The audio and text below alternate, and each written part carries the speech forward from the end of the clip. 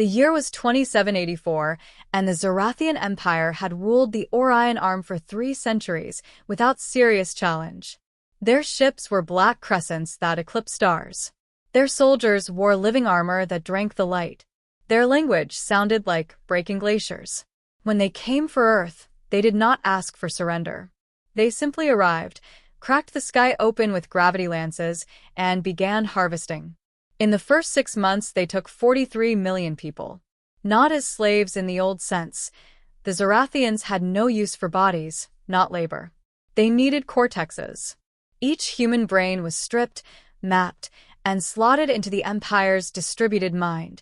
Billions of stolen consciousnesses woven together to form the Overnode, the cold intelligence that steered every Zorathian fleet. They left the children, the old, and the broken. Anyone under 14 or over 60 was judged inefficient. The rest were marched into the glowing maws of harvest ships that hung above every major city like obscene fruit. Resistance was brief, spectacular, and pointless. Railguns melted. Nukes were plucked out of the sky and turned into harmless magnesium flares. By the time the harvest fleets moved on to Alpha Centauri and Barnard Star, Earth's population had dropped from 9 billion to barely 900 million terrified survivors. That was the day the Empire made its only mistake. It assumed the fight was over. My name is Captain Mara Vale, formerly of the United Earth Navy, now just a ghost with a stolen Zorathian cutter and a crew of 37 angry people who should have been dead years ago. We call ourselves the Last Argument. Our ship is ugly, patched together from 3 different wrecks, and it smells permanently of burnt insulation and desperation. But it is fast, and it is ours. We found the first real crack in the Empire's armor on a dead moon orbiting a red dwarf nobody bothered to name. We had been running dark for 72 hours, sipping power from geothermal vents, when our sensor tech, a 17-year-old kid from Lagos we call Twitch, picked up a whisper on a frequency the Zorathians never bothered to encrypt because they never thought anyone would be listening. A harvest ship, designate Kresh 9, had suffered a cascade failure in its neural integration core. 40,000 freshly harvested human minds had rejected the upload. Not just resisted, rejected. Like an organ the body refuses. The Overnode registered the event as an impossibility and ordered Kresh 9 to vent the entire batch into space to prevent cognitive contamination. But the ship's commander, a mid-caste Zorathian named Ver-Dull, hesitated. Ver-Dull was old by their standards, nearly 400 cycles, and had begun to wonder if endless expansion was the same thing as purpose.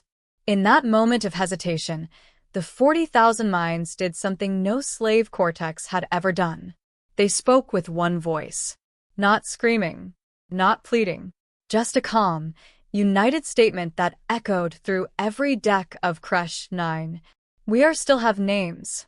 The ship's internal logs, which Twitch sliced into like a thief through silk, showed chaos. Zorathian crew members clawing at their own armor as phantom human memories bled into their senses. Bulkheads blooming with frost that spelled words in languages the Empire had erased. Ver-Dull ordered the mines vented, then countermanded the order, then locked himself in his sanctum and refused to come out. By the time an Empire enforcer fleet arrived to purge the contamination, Kresh 9 had vanished. Jumped blind into the deep black with 40,000 angry ghosts riding its circuits. That was all the hope we'd tasted in 5 years.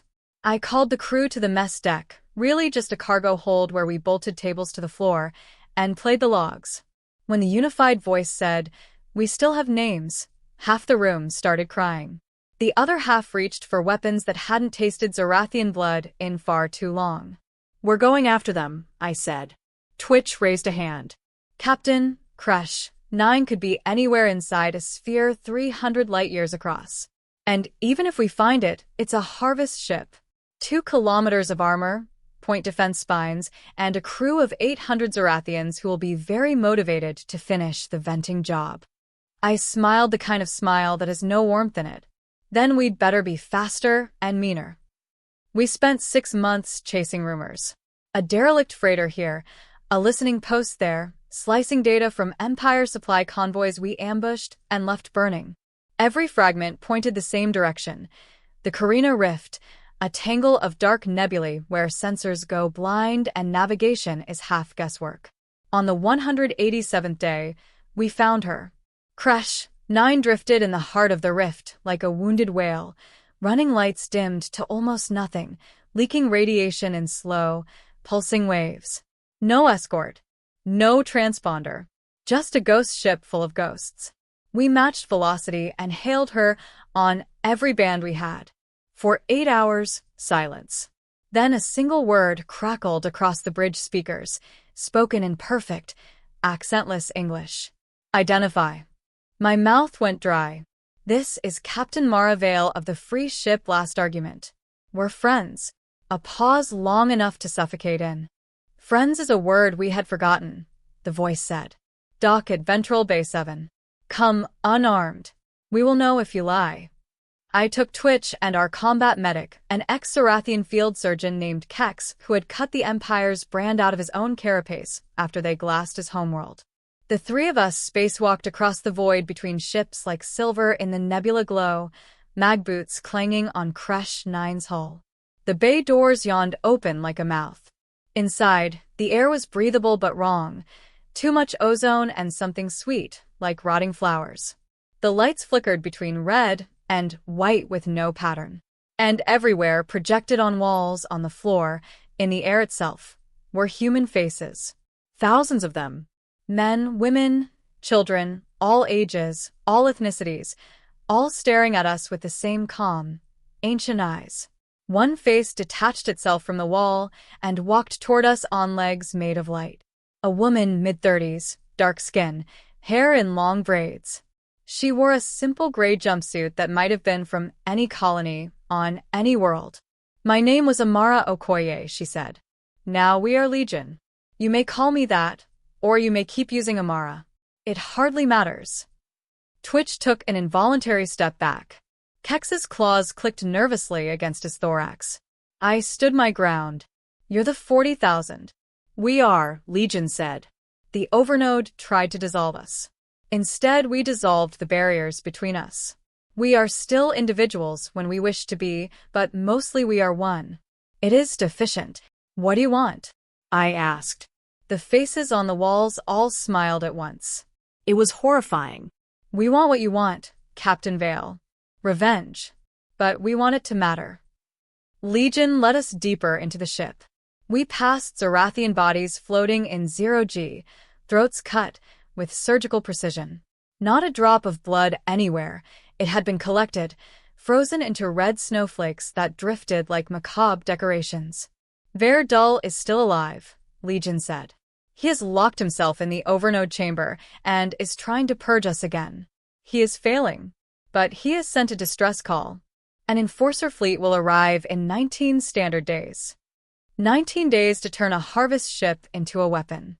We spent them like misers spending their last coin. Legion gave us everything. Full schematics, root access to every system, the private encryption keys of the entire Zorathian Navy. In return, we gave them bodies again, sort of. Twitch and Kex jury-rigged neural shunts so individual minds could ride, willing crew members, sharing senses, lending reflexes. I walked around for a week with a retired Kenyan schoolteacher in my head teaching me pressure point strikes she'd learned from her grandfather. We stripped the harvest pods, 40,000 empty sarcophagi, and turned them into coffin torpedoes packed with antimatter. We rewired the gravity lances to fire inward, creating event horizon grenades. We taught us how to make the ship's hull sing in frequencies that drove Zorathian armor to disintegrate at the molecular level. And every night Legion told us stories. Memories of Lagos traffic jams, Martian dust storms, the smell of rain on Tasmanian forests. They were reminding themselves what they were fighting for. Reminding us too. On the 18th day, the Enforcer fleet jumped in, 12 dagger-shaped dreadnoughts, and a command Leviathan big enough to cast a shadow across continents. They hailed us once. Kresh 9, you're declared impure. Surrender the human contagion for immediate sterilization. Legion answered using Verdul's own voice, pulled screaming from the Overnode chamber. Come and take us. The battle lasted 4 hours and 17 minutes. We never fired the main lances. Instead, we opened every ventral bay and vented 40,000 coffin torpedoes in a silent silver cloud. The Enforcers' point defense lasers popped them like firecrackers, exactly as planned. Each explosion released a micro-black hole that lived just long enough to chew a bite out of a dreadnought's hull before evaporating. 12 became 8 became 3. Then we sang. The harmonic weapon we'd built into the hull hit the remaining ships like a psalm and a scream combined. Zorathian armor unraveled in sheets, exposing crew to hard vacuum. The command Leviathan tried to jump out, but Legion had already seeded its NAV core with a virus that made the drive think it was jumping into the heart of a star. It did. When the last wreck drifted past our viewport, burning along every seam, Legion spoke one last time with 40,000 throats. This was never about survival, they said. It was about being remembered as something other than fuel. Then they did the most human thing I have ever witnessed. They let go. One by one, the faces on the walls faded. The lights steadied to normal white. The air lost its rotting flower smell. Amara Okoye's projection stood in front of me, smiling like someone about to catch a train home. We're tired, Captain. We held on long enough to do this one thing. The ship is yours now. Use it well. I reached out, even though there was nothing solid to touch. You could come with us. We'll find a way to give you bodies again. Real ones. She shook her head. Bodies are for the living. We died the day they took us. We just refused to stay dead long enough to hurt them. That's enough. Twitch was openly sobbing. Even Kex had turned away, mandibles trembling. Amara looked at each of us in turn. Tell them our names, she said. All of them. Every time you fire a weapon, every time you drink to victory. Say a name. Keep us alive that way. Then she was gone, and the ship was just a ship again, silent except for the hum of engines and 37 beating hearts. We limped out of the Carina Rift with a harvest ship full of empty pods and a cargo hold packed with Zorathian data cores that would let us hit their supply lines for years. Word spread faster than light. On every surviving human world, people started whispering a new phrase when they thought no one was listening. They took millions, but we still have names. 6 months later, we ambushed a convoy above Proxima Centauri. I stood on the bridge of the renamed ship, we call her Legion now, and watched Zorathian escorts burn. Before I gave the order to fire the lances, I opened a channel on an unencrypted band every human frequency we still controlled. I read 40,000 names. It took 11 hours. When I was done, I said the only thing that mattered. This is for Amara Okoye and all the rest. Remember them. Then we fought like humanity always has, with everything we have left, because surrender was never an option. The Empire took millions, but humanity always fights back. And now we fight with the way Legion taught us, together, merciless, and never, ever silent. Because we still have names.